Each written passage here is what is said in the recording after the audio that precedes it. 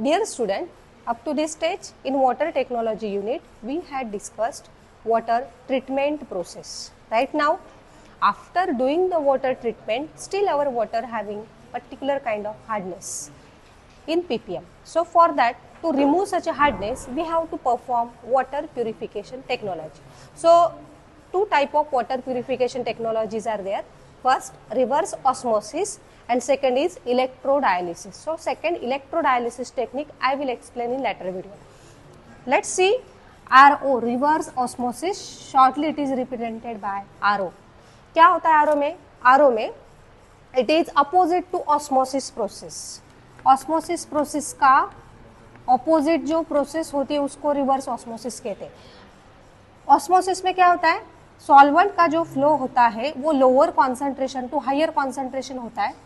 Right now in case of reverse osmosis the flow of solvent occur from higher concentration to lower concentration. That's why it is said to be opposite to osmosis, reverse osmosis.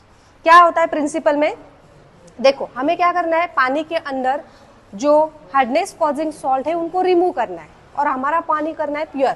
तो कैसे remove करना है, by using the reverse osmosis process. इसमें क्या होगा, there is a flow of solvent from higher concentration to lower concentration. How it can be done, by applying the external pressure slightly higher then the external pressure then osmotic pressure on the solution of higher concentrated sites.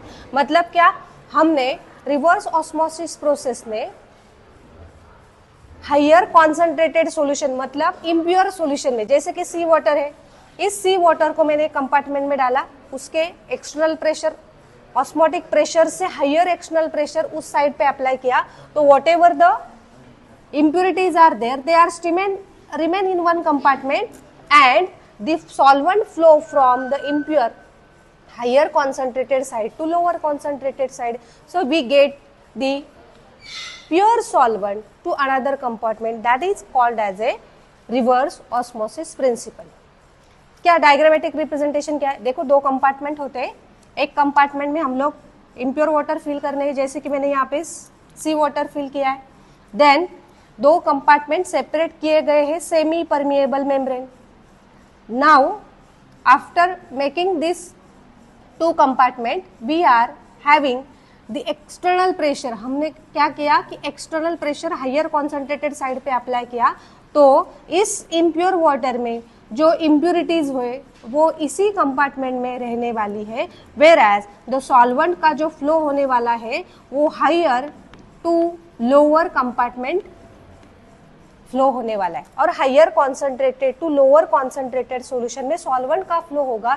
ये जो diagrammatic representation है ये show करेगा कि कैसे solvent का flow higher concentrated to lower concentrate होने वाला है. तो इस कंपार्टमेंट में हमें मिलने वाला है प्योर सॉल्वेंट और pure water which is use for drinking purpose, where this compartment remain containing the impurities where we can separate our solvent molecule, solvent from impurities into pure form. So ये process होने के लिए कुछ advantages है.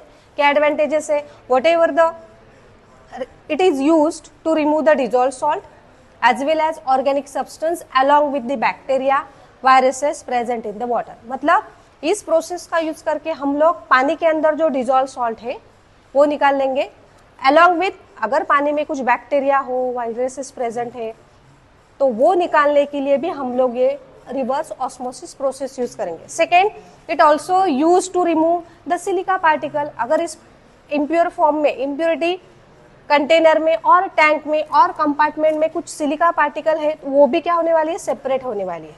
It is simple operation, it require a simple technique to operate, that is the operation is very simple and it require a few minutes, so less time is required for the removal of the impurity, and the capital and operating expenses is low for RO process.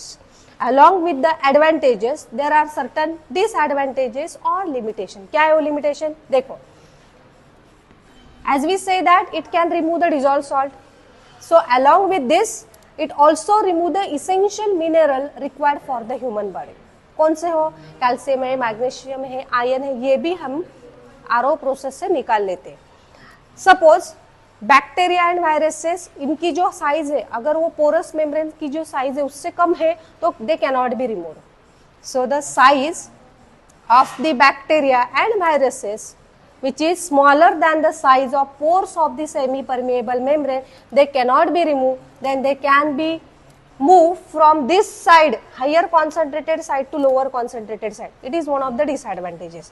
Then whatever the RO membrane, semi permeable membrane जो होती है उसको periodic replacement करने की जरूरत होती है, and after doing the RO process the taste of water is affected. जो पानी का टेस्ट होता है वो affect होने वाला. So this is all about our reverse osmosis process. Very important question for either 3 to 4 marks. क्या होगा question? Explain the reverse osmosis process with a diagram. Write its 2 advantages and disadvantages. This is for 3 to 4 marks. So thank you everyone.